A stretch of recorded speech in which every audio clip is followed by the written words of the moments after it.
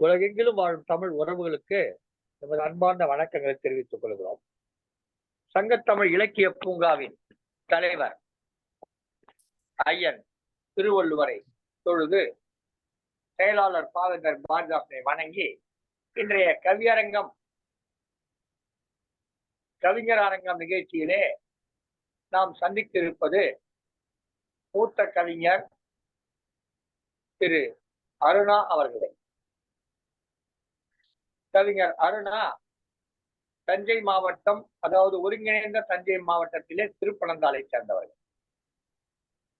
நல்ல தமிழ் பற்றாளர், தமிழறிஞர், நல்ல ஒரு கவிஞர், மூத்த அல்லது அனுபவம் வாய்ந்த ஒரு கவிஞர் என்று சொல்லலாம். என்றால் மூத்த என்று சொல்லுகிற அளவுக்கு அவர் இல்லை. ஒரு இளைஞனைப் போல உடை உடுத்திக் கொண்டிருக்கிறார். இப்போது அவரிடம் பேசுவோம். வாருங்கள். வணக்கம் திரு அருணா அவர்களே. வணக்கம். வணக்கம் ஐயா. வணக்கம். வணக்கம். நீங்க உங்க சொந்த ஊரு திருப்பனந்தாளுங்களா? சொந்த ஊர் தஞ்சை மாவட்டம், திருவிடைமருதூர் தாலுகா, திருப்பனந்தாள். திருவிடைமருதூர் தாலுகா, திருப்பனந்தாள். மகிழ்ச்சி மகிழ்ச்சி. இப்ப நீங்க எந்த ஊர்ல இருக்கீங்க ஐயா? இப்பொழுது திருப்பனந்தாள் அருகில் பந்தநல்லூர் என்கின்ற ஊரிலே இருக்கிறேன். பந்தநல்லூர் இருக்கலாம். வெளிநாட்டுல இருக்கீங்களா? பந்தநல்லூர் வந்து விட்டேன். ஓ, பந்தநல்லூர் வந்து விட்டீங்களா? மகிழ்ச்சி. இடையில எதோ வெளிநாட்டு இருந்தீங்களா அல்லவா? நெதர்லாந்து நாட்டிற்கு சென்றிருந்தேன். அங்கே என்னுடைய மகள் இருக்கிறார். அவரை பார்ப்பதற்காக நெதர்லாந்து நாட்டுக்கு சென்றிருந்தேன். அங்கிருந்து அருகில் இருக்கும் பெல்ஜியம் மற்றும் பிரான்ஸ், பாரிஸ்க்கு போயிருந்தேன். உங்களுடைய இலக்கிய அனுபவம் என்பது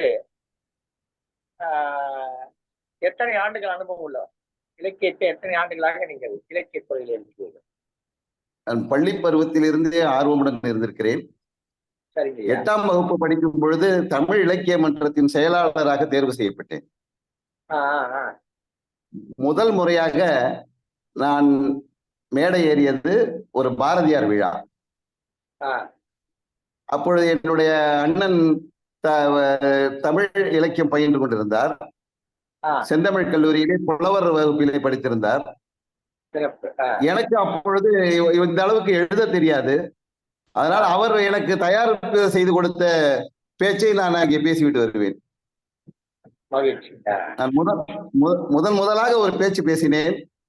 அது இன்றும் நினைவில் இருக்கிறது. பாரதியாரை பற்றி, பாட்டுக்கு ஒரு புலவன் பாரதியடா என்று கவிமணியை செஞ்சொல்லில் கொஞ்சம் வைத்த குயில், நீடுதுயில் நீக்க பாடி வந்த நிலா, காடு மணக்க வரும் கற்பூர சொற்கோ, சிந்துக்கு தந்தை அறம் பாட வந்த அறிஞன் என்று கற்கண்டு போன்ற சொற்கண்டு தமிழின் சாற்று கவிகளுக்கெல்லாம் தலை சிறந்த போற்று கவியாக பாரதிதாசனாரை பாட வைத்த புதுமை குயில். இதுதான் என்னுடைய ஆரம்பமான வரிகள். இதை வைத்துதான் என்னுடைய பாவேந்தர் பாரதிதாசன் எழுதிய ஒரு பாடலுடைய வரிகள். அந்த வரிகளை சொல்லி உங்களை பேச வைத்திருக்கிறார் உங்களுடைய அண்ணன். சிறப்பு.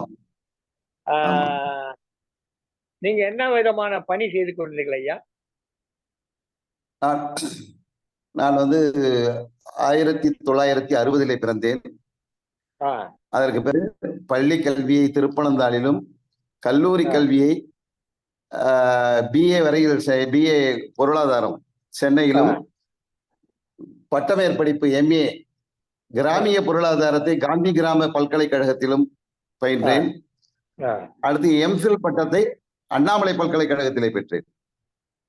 அதற்கு பிறகு வங்கியிலே பணியை துவங்கினேன். வள்ளலார் கிராம வங்கி என்கின்ற ஒரு வங்கி இருந்தது. அது பின்னர் பல்லவன் கிராம வங்கி என்று பரிணமித்தது. அதன் பிறகு இப்பொழுது அது தமிழ்நாடு கிராம வங்கி என்று தமிழ்நாட்டிலே 800 கிளைகளுக்கு மேலே இருக்கிறது. மத்திய அரசு, மாநில அரசு, இந்தியன் வங்கி மூன்றும் இணைந்து நடத்துகிற ஒரு வங்கி. அந்த வங்கியிலே முதன்மை மேலாளராக பணியாற்றி 2020 ஜூனில் நான் பணி நிறைவு செய்தேன். ஓய்வு பெற்று விட்டீர்கள். இந்த இலக்கிய ஓய்வு பெறவில்லை, பணி நிறைவு. பணி நிறைவு. சரி, பணி நிறைவு செய்து விட்டீர்கள். இலக்கிய துறையிலே நீங்கள் ஏதேனும் அமைப்புகளில் இணைந்து செயல்பட்டிருக்கிறீர்களா? இலக்கியத்துறையில் இலக்கிய துறையிலே தஞ்சாவூரிலோ அல்லது திருப்பனந்தாளிலோ திருவிடை மருதூரிலோ அல்லது வேறு இடங்களிலோ இலக்கிய அமைப்புகளில் இணைந்து செயல்பட்டிருக்கிறீர்களா? அண்ணாமலை பல்கலைக்கழகத்தின் பழைய மாணவர்கள் சேர்ந்து முதல் மொழி என்கின்ற ஒரு இயக்கத்தை வைத்திருக்கிறார்கள். அந்த முதல் மொழி அது வந்து தமிழுக்கும் அறிவியலுக்கும் பாலம் அமைக்கின்ற ஒரு அமைப்பு. அவர்கள் முதல் மொழி என்கின்ற ஒரு இதழும் நடத்துகிறார்கள், மின்னிதழ். அதிலே தொடர்ந்து நான் கவிதை எழுதி வருகிறேன். அவர்களுடைய எல்லா நிகழ்ச்சிகளிலும் நான் பங்கு பெறுகிறேன். அதை தவிர வெளியிலே நடக்கக்கூடிய பல கவியரங்கங்கள் சென்று பங்கு பெற்று வருகிறேன். மகிழ்ச்சி. அது மாதிரி நீங்கள் சந்தித்த நிகழ்ச்சிகள், கவியரங்கங்கள், பங்கேற்ற கவியரங்கங்கள் என்று சிறப்பாக ஏதேனும் ஒன்று இரண்டை குறிப்பிடலாமே. நீங்கள் பங்கேற்ற கவியரங்கம் என்று ஏதேனும் ஒன்று குறிப்பிடலாம். முதல் மொழி சார்பாக நடைபெற்ற கவியரங்கத்தில் சென்னையிலே கலந்து கொண்டு சிறப்பான ஒரு கவிதையை வழங்கியிருந்தேன். அதிலே 6 கவிஞர்கள் பங்கு பெற்றோம். அந்த கவியரங்கம் மிகவும் சிறப்பாக பேசப்பட்டது. அது தற்பொழுது யூடியூபில் வலம் வந்து கொண்டிருக்கிறது. மகிழ்ச்சி. நாம் அந்த கவிதை என்ன கவிதை வாசிக்கும் நாம் பிறகு கேட்போம். அதில் சில வரிகளை கேட்போம். முன்னதாக நீங்கள் உங்கள் தந்தையார் பெயர், உங்கள் தாயார் பெயர் எல்லாம் சொல்லலாமே. தந்தையார் பள்ளி தொடக்க கல்வி ஆசிரியராக பணியாற்றியவர். அவருடைய பெயர் வெங்கட்ராமன். தாயார் பெயர் தர்மாம்பாள், இல்லத்தரசி. எனக்கு 2 சகோதரர்கள். 2 பேரும் எனக்கு மூத்தவர்கள். ஒருவர் சென்னை சிம்சன் கம்பெனியிலே அக்கௌண்டன்டாக இருந்து பணி நிறைவு செய்தவர். 2வது அண்ணன் ஈரோடில் பாரதி மெட்ரிகுலேஷன் பள்ளியிலே துணை முதல்வராக இருந்து பணி நிறைவு செய்து தற்பொழுது தமிழ் இலக்கியத்திலும் தமிழ் மொழியியலிலும் 2 முனைவர் பட்டங்கள் பெற்று சென்னை பல்கலைக்கழகத்திலே ஆய்வு வழிகாட்டியாக இருக்கிறார். நல்ல ஒரு தமிழ் சார்ந்த குடும்பத்திலிருந்து வந்திருக்கிறீர்கள். அண்ணன் வந்து என்னுடைய மனைவி தலைமை ஆசிரியராக பணிபுரிகிறார். அவர் இங்கே பந்தநல்லூரிலேயே பணிபுரிகிறார். எத்தனை பிள்ளைகளையா உங்களுக்கு? ஒரே பெண். அந்த பெண் தான் தற்பொழுது நெதர்லாந்து நாட்டிலே இருக்கிறார். அவர் நெதர்லாந்தில் இருக்கார். ஆமா, மருத்துவ பொறிஞர். சமீபத்தில் திருமணம், மருத்துவ பொறிஞர் அவர். மருத்துவ பொறிஞர். ஒரு இனிய குடும்பம், நல்ல தமிழ் சார்ந்த குடும்பத்தை சேர்ந்தவர். இயல்பாகவே திருப்பனந்தாளுக்கென்று ஒரு தமிழ், அதுவும் தமிழ் புலம். தமிழ் காற்று. ஆமா, செந்தமிழ் கல்லூரி இருக்கக்கூடிய ஒரு இடம்.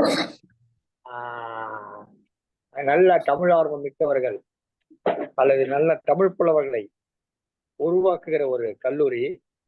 இன்னும் சொல்ல போனால் திருப்பனந்தாள் கல்லூரியிலே தமிழ் புலவர் படித்தல் என்பதே மிகவும் சிறப்பானதாக கருதப்படும். அந்த புலத்திலிருந்து, அந்த சூழலிலிருந்து வந்தவர். உங்களுடைய பாரதியார் பற்றிய கவிதையை, இந்த பாரதி நிகழ்ச்சி நடைபெற்றுக் கொண்டிருக்கிறது, பாரதியார் பற்றிய கவிதையை வழங்க. அதற்கு முன்னால் ஒரு சிறு தகவலை சொல்ல விரும்புகிறேன். இந்த தமிழ் ஆர்வத்தை எனக்கு தூண்டியது அந்த தமிழ் கல்லூரி மாணவர்கள் தான். அவர்கள் ஒரு சனிக்கிழமையும் ஒரு ரைஸ் மில்லுடைய களத்திலே அவர்கள் இந்த நிகழ்ச்சிகளை நடத்துவார்கள்.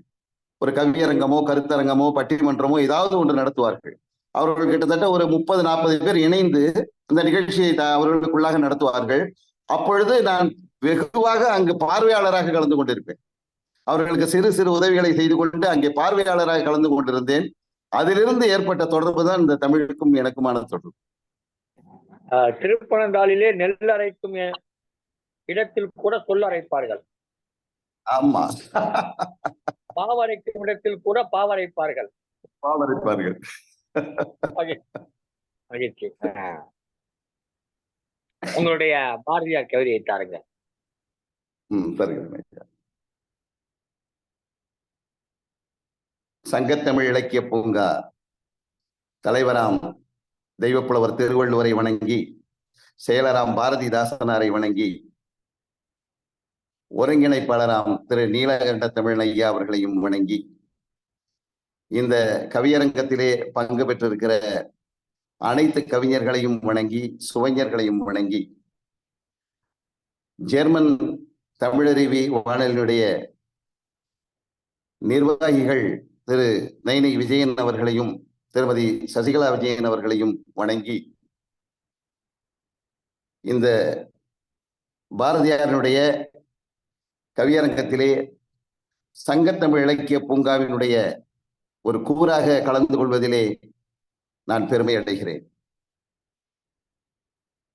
எட்டயபுரத்து எள்ளி, எட்டயபுரத்தில் எழுந்த எல்லவன் பட்டண பாடல் புனைவதில் வல்லவன். எட்டயபுரத்தில் எழுந்த எல்லவன் பட்டண பாடல் புனைவதில் வல்லவன். சுட்டும் மொழியில் சுடர்விடச் செய்பவன், கொட்டும் முரசென மெட்டும் நெய்பவன். சுட்டும் மொழியில் சுடர்விடச் செய்பவன், கொட்டும் முரசென மெட்டும் நெய்பவன். பாப்பா பாட்டை பாங்குறச் சொன்னவன், காக்கை குருவி உறவெனக் கொண்டவன். தமிழுக்கு அணிகலன் தந்து மகிழ்ந்தவன், இமிழ்தாய் பாடல் இயற்றி இருந்தவன். பாப்பா பாட்டை பாங்குறச் சொன்னவன், காக்கை குருவி உறவெனக் கொண்டவன். தமிழுக்கு அணிகலன் தந்து மகிழ்ந்தவன், இமிழ்தாய் பாடல் இயற்றி இருந்தவன். விடுதலை வேட்கை விருந்திடச் செய்தவன், அடுதலை தூண்டும் ஆற்றல் கொண்டவன். விடுதலை வேட்கை விருந்திடச் செய்தவன், அடுதலை தூண்டும் ஆற்றல் கொண்டவன். படுதலை கைகொள புதுவை புகுந்தவன், சடுதியில் பன்மொழி புலமை கொண்டவன். படுதலை கைகொள புதுவை புகுந்தவன், சடுதியில் பன்மொழி புலமை கொண்டவன். கண்ணன் மீதில் காதல் வளர்த்தவன், விண்ணில் ஏறிடும் காதல் விண்டவன். கண்ணன் மீதில் காதல் வளர்த்தவன், விண்ணில் ஏறிடும் காதல் விண்டவன். கடைக்கண் பார்வை விடையெனச் சொன்னவன், தடைகள் தகர்க்கும் தாரகம் என்றவன். கடைக்கண் பார்வை விடையெனச் சொன்னவன், தடைகள் தகர்க்கும் தாரகம் என்றவன். தாலி கையினில் தடமையை பதிப்பவன், காளி தேவியை கைத்தொழ நின்றவன். ஆதி பகவனை ஆராதிப்பவன், சாதி வேற்றுமை சாடியே நின்றவன். ஆதி பகவனை ஆராதிப்பவன், சாதி வேற்றுமை சாடியே நின்றவன். அம்மியில் வைத்து அரைத்தது போலே கும்மிப்பாட்டில் கும்மி எடுத்தவன். அம்மியில் வைத்து அரைத்தது போலே கும்மிப்பாட்டில் கும்மி எடுத்தவன். பெண்மை போற்றியே பெருமை செய்யவே ஆண்மை அடக்கலை அதட்டி கேட்டவன். பெண்மை போற்றியே பெருமை செய்யவே ஆண்மை அடக்கலை அதட்டி கேட்டவன். நட்புகள் பலவும் நலமாய் பெற்றவன், பெட்புடன் அவற்றை பேணி காத்தவன். சுற்றமும் நட்பும் வெறுவுதல் கொண்டிட இறுதி ஊர்வலத்தில் இருந்ததோ சிலரே. நட்புகள் பலவும் நலமாய் பெற்றவன், பெட்புடன் அவற்றை பேணி காத்தவன். சுற்றமும் நட்பும் வெறுவுதல் கொண்டிட இறுதியூர்வலத்தில் இருந்ததோ சிலரே. பாரதிர பாடல்களை பெரிதாக வழங்கியவன், ஊரதிர உணர்ச்சியுடன் உச்சத்தில் முழங்கியவன். கார்முகிலாய் கனப்பொழுதில் பாமழையை பொழிகிறவன், போர்ப்பரணி பாடி நின்ற பொருணை நதி தீரனவன். தெற்கத்தி சீமையிலே தோன்றிவிட்ட தமிழருவி, சொற்கத்தி வார்த்தைகளும் சுழன்றிற்ற பாட்டருவி. சமுதாய சழக்குகளை சாடி நின்ற சொல்லருவி, குமுகாயம் பயனுறவே குமரியதோர் பேரருவி. சமுதாய சழக்குகளை சாடி நின்ற சொல்லருவி, குமுகாயம் பயனுறவே குமுறியதோர் பேரருவி. பெண்ணடிமை தீரு மட்டும் விடுதலையே இல்லை என்றான், மண்ணடிமை மறைந்தாலும் மாறாது நிலை என்றான். பெண்ணடிமை தீரு மட்டும் விடுதலையே இல்லை என்றான், மண்ணடிமை மறைந்தாலும் மாறாது நிலை என்றான். விண்ணேறி வியக்கின்ற சாதனைகள் செய்யென்றான், விண்ணேற்ற களங்களினால் தன்னேற்றம் கண்டோமே. விண்ணேறி வியக்கின்ற சாதனைகள் செய்யென்றான், விண்ணேற்ற களங்களினால் தன்னேற்றம் கண்டோமே. 39 முந்திவிட்டான் காலனிலே, தப்பிதமாய் உயிரெடுத்து தகாதனவும் செய்தானே. 39 முந்திவிட்டான் காலனிலே, தப்பிதமாய் உயிரெடுத்து தகாதனவும் செய்தானே. அப்போது முதலாக அடுத்தொருவன் வரவில்லையே, எப்போது வருவாயினி எழுச்சி மிகு கவியாக. அப்போது முதலாக அடுத்தொருவன் வரவில்லையே, எப்போது வருவாயினி எழுச்சி மிகு கவியாக. நெஞ்சத்திலே நிறைந்தவனே நேசமிகு பாரதியே, அஞ்சுவதை தவிர்த்தவனே ஆசு கவி பாரதியே. வெஞ்சுடராய் ஒளிர்ந்தவனே வீசு கவி பாரதியே, அஞ்சலித்தேன் அடியேனும் தேசு கவி பாரதியே, அஞ்சலித்தேன் அடியேனும் தேசு கவி பாரதியே, தேசிய கவி புகழ் ஓங்குக. ஜெய்ஹிம். நன்றி.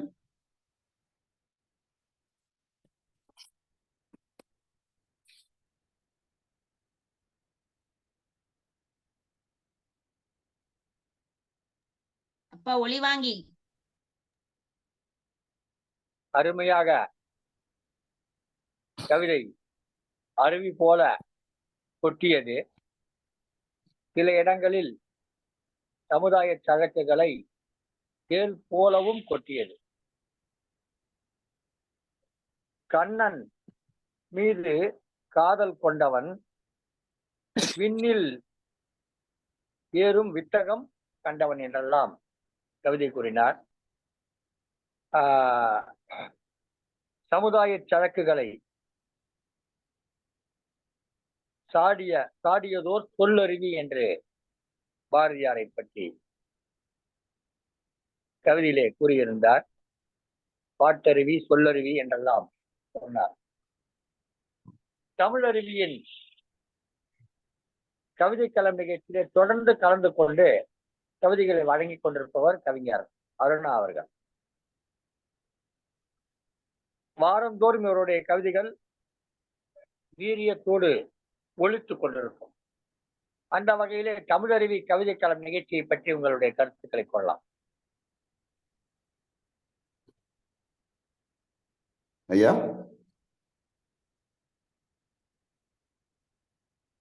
தமிழருவி கவிதை களம் நிகழ்ச்சி குறித்து உங்கள் கருத்துக்களை கொள்ளலாம். தமிழருவி கவிதை களம் பொறுத்தவரையில் தமிழ் கவிஞர்களுக்கும் சுவைஞர்களுக்கும் ஒரு பெரிய வரப்பிரசாதம். இது போன்ற ஒரு நிகழ்வு அதிலே நடப்பது என்பது என்னை பொறுத்தவரையில் நம்முடைய சங்கத்தமிழ் இலக்கிய பூங்கா வாயிலாகத்தான் அறிந்தேன். அன்று முதல் இன்று வரை அதிலே கவிதைகள் வழங்குவதையும் கவிதைகளை சுவைப்பதையும் நான் மிகவும் ரசிப்புத்தன்மையுடன் செய்கிறேன். ஏனென்றால் அதனுடைய நிர்வாகிகள்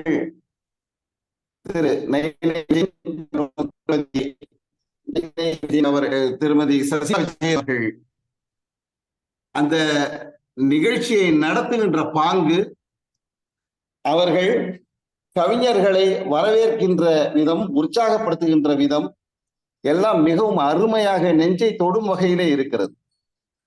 இப்பொழுது நான் வெளிநாடு சென்ற பொழுது நான் ஜெர்மனி சென்றிருந்தால் அவர்களை பார்க்கலாம் என்று நினைத்திருந்தேன். ஆனால் அதற்கான வாய்ப்பு எனக்கு கிடைக்காமல் போய்விட்டது. எனவே இன்னொரு 6 மாதம் கழித்து நான் செல்வதாக இருக்கிறேன். நிச்சயமாக தமிழருவி வானொலியை நேரடியாக அங்கே சென்று அவர்களை சந்திப்பதை நான் பெருமையாக கருதுகிறேன். மகிழ்ச்சியா, நல்ல வாய்ப்புகளை எல்லோரும் அருமையாக வழங்குகிறார்கள்.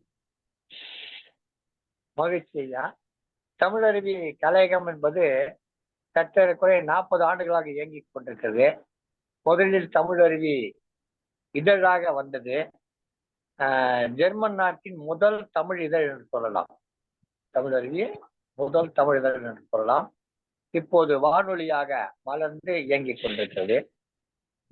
இந்த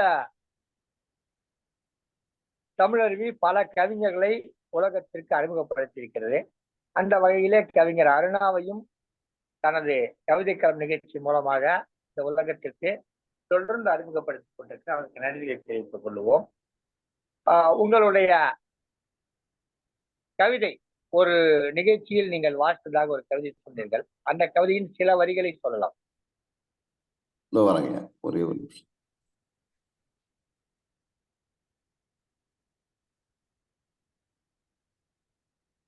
கவிஞர் அருணா அவர்கள்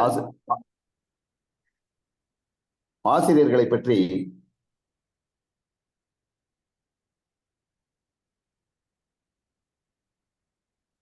தனது கவிதைகளை தொடர்ந்து வழங்கிக் கொண்டிருக்கிறார். அவருடைய நேர்காணல் நிகழ்ச்சியிலே நாம் இப்போது பேசிக் கொண்டிருக்கிறோம். அவரை நேர்காணல் செய்து கொண்டிருக்கிறோம். தமிழ் ஏற்கனவே அறிமுகமானவர் கவி அருணா அவர்கள். அவரை கவிதை மூலமாக அறிமுகமான அவரை கவிஞராக நாம் அறிமுகப்படுத்துகிறோம். வாருங்கள் திரு அருணா அவர்களே, உங்கள் கவிதை ஒன்றை சொல்லுங்கள். வணக்கம் ஐயா.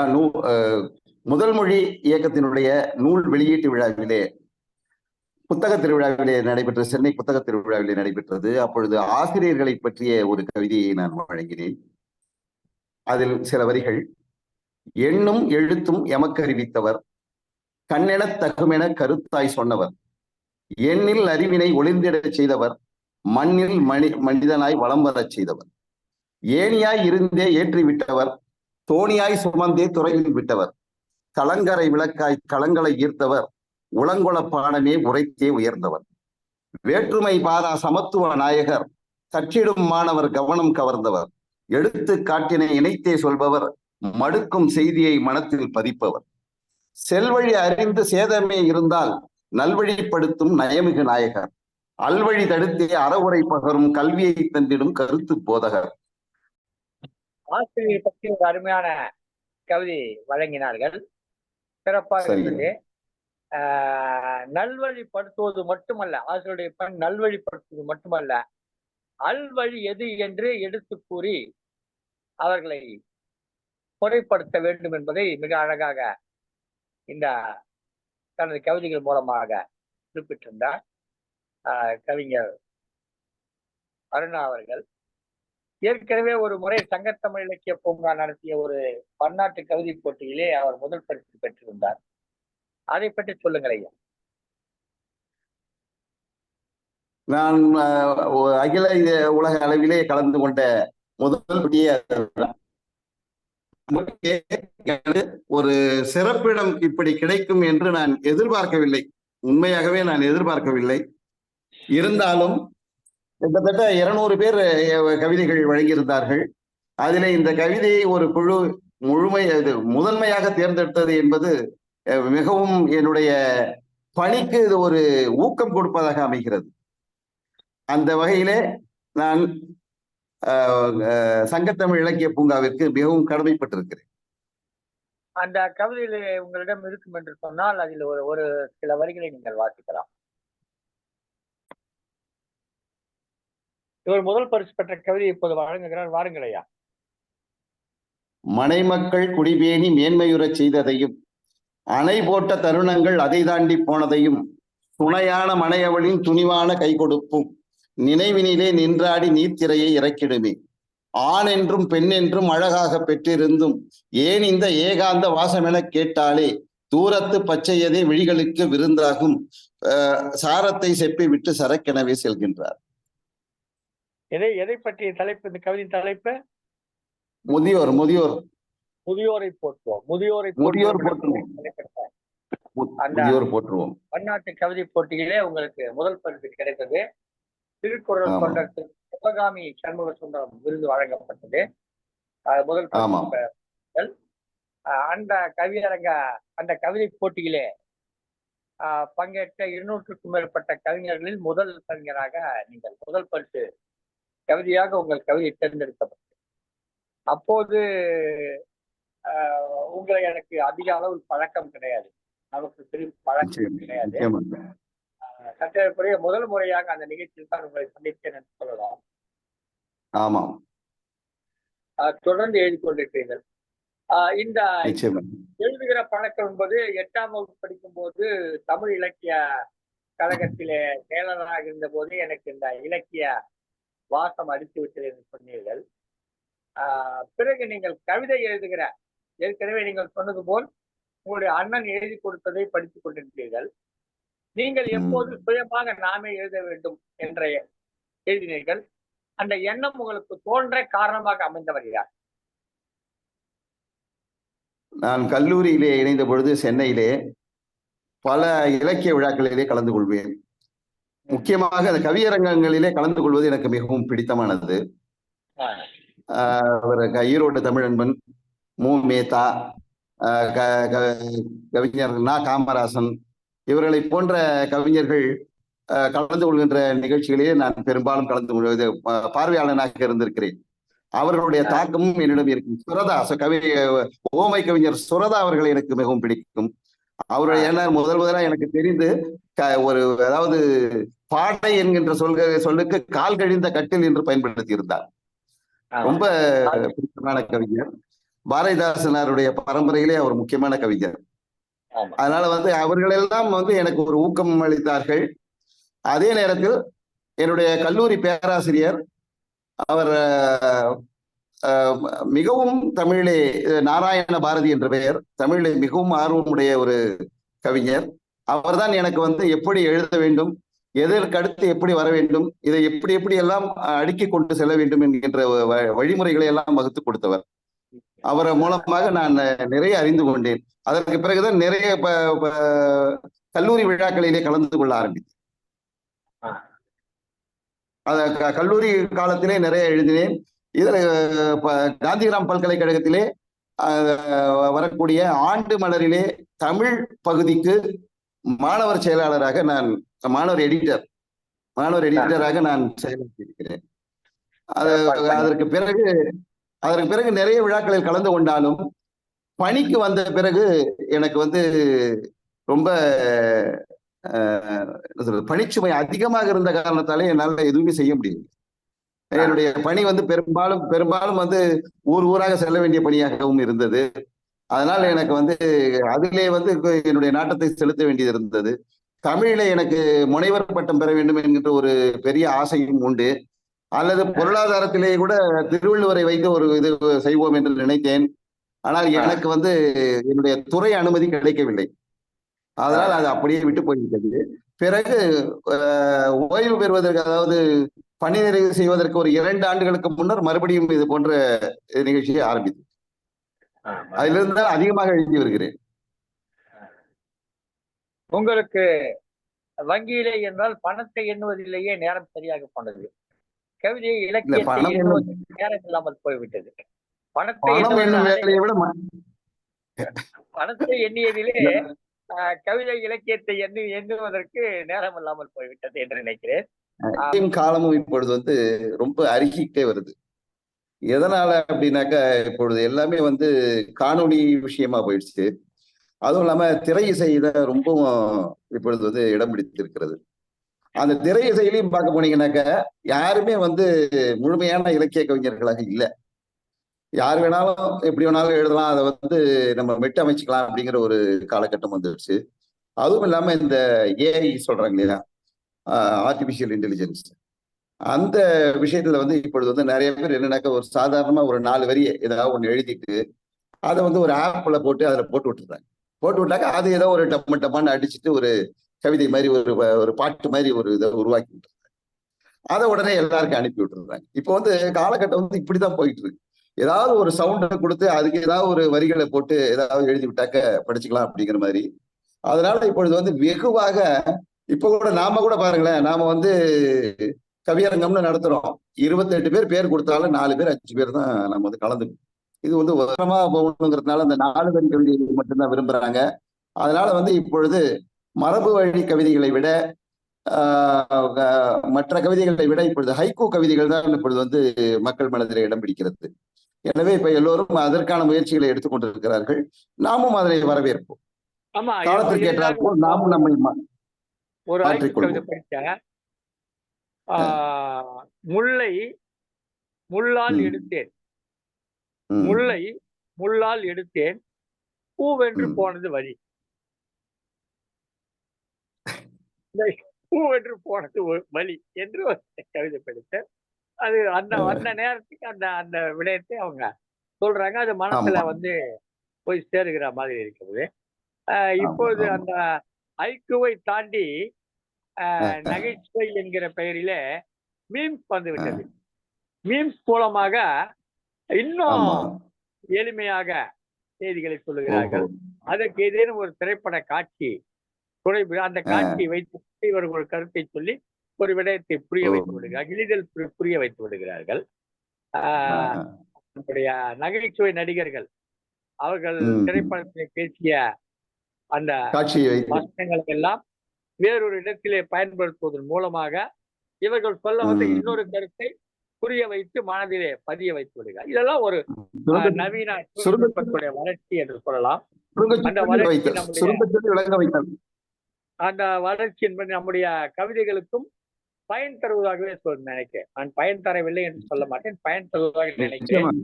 இது ஒரு வடிவம். அது மரபு கவிதைகளில் கூட அதனுடைய தாக்கம் வந்திருக்கிறது.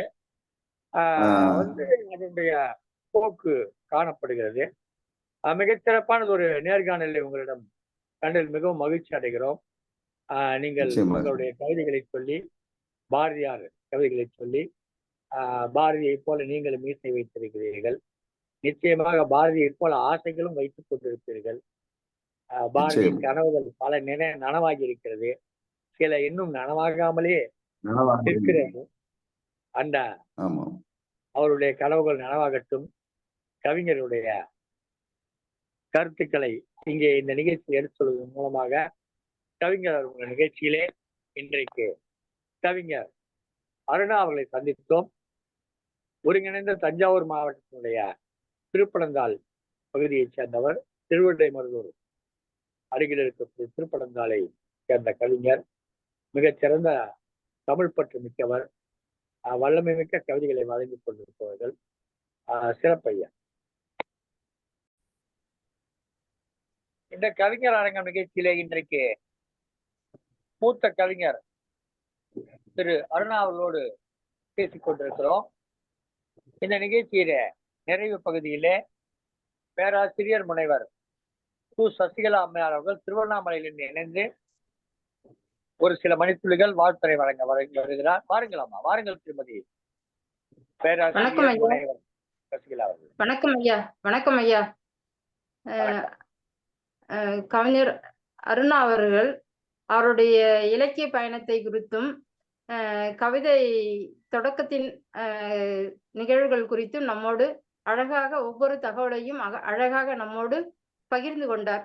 அவருடைய பகிர்வு மிகவும் சிறப்பு வாய்ந்த நிலையில் இருந்தது. அவருக்கு சிறந்த நன்றியையும் வணக்கத்தையும் சங்கத்தமிழ் இலக்கிய பூங்காவின் வழியாக அவருக்கு சிறந்த நன்றியையும் வாழ்த்துக்களையும் மேன்மேலும் சங்கத்தமிழ் இலக்கிய பூங்காவுக்கும் தமிழருவி வானொலிக்கும் சிறந்த அவருடைய தமிழ் பணியை வழங்கி சிறப்பிக்கும்படி அவரிடம் வேண்டிக் கொள்கிறோம். அவருக்கு சிறந்த வாழ்த்துக்களையும் நன்றியையும் சங்கத்தமிழ் பூங்கா வாயிலாக அவருக்கு சிறந்த நன்றிகளை தெரிவித்துக் கொள்கிறோம். நன்றிங்க ஐயா. சிறப்பம்மா. இதுகாரம் உங்களுக்கு வழங்கிக் கொண்டிருக்கக்கூடிய நிகழ்ச்சி உங்களுக்கு வழங்கிக் கொண்டிருக்கூடிய தமிழருவி வானொலிக்கும் சங்கத்தமிழ் தொலைக்காட்சிக்கும் நன்றிகளை தெரிவித்துக் கொள்கிறோம். இந்த நிகழ்ச்சி உங்களுக்கு பயனுள்ளதாக இருக்கும். மேலும் இதுபோல் தொடர் நிகழ்ச்சிகளை நாம் இந்த நிகழ்ச்சியில் கேட்டு மகிழ்வோம். நன்றி, வணக்கம்.